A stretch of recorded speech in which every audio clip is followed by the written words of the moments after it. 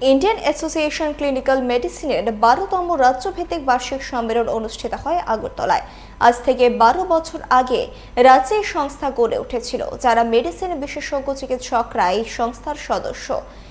রোগী এবং রোগের লক্ষণ দেখে কিভাবে মানুষের চিকিৎসা করা যায় তার উপর জোর দিচ্ছে এই সংস্থা। রাজ্যের বাইরে থেকে 6 জন বিশেষজ্ঞ চিকিৎসক এই দিনের সম্মেলনে অংশ নেন।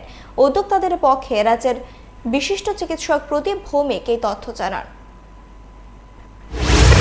ক্লিনিক্যাল মেডিসিন বা রোগ দেখে রোগী দেখে সেটাকে ডায়াগনোজ করে সেটাকে একটা জায়গায় পৌঁছে তারপরে এগিয়ে যাওয়ার যে পদ্ধতিটা, সেটাকে বড় করে তোলার জন্য ইন্ডিয়ান অ্যাসোসিয়েশন ক্লিনিক্যাল মেডিসিন তৈরি হয়েছে। এবং আমাদের রাজ্যে 12 বছর আগে আমরা এই সংস্থার গোড়াপত্তন করি।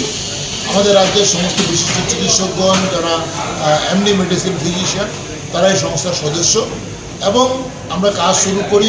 তারপরে আমরা প্রতি বছর একটা সম্মেলন করি, সেখানে আমাদের রাজ্যের এবং রাজ্যের বাইরে দেশের বিভিন্ন অংশ থেকে বিশিষ্ট ক্লিনিক্যাল মেডিসিন বিশেষজ্ঞরা আসেন, কথা বলেন, আলোচনা করেন এবং আমরা অনেকগুলি কেস নিয়ে, যেগুলো আমাদের জটিল পেশেন্ট, যাদেরকে চিকিৎসার ক্ষেত্রে আমাদের অসুবিধা হয় বা বুঝতে অসুবিধা হয়, সেগুলো নিয়ে আমরা আলোচনা করি।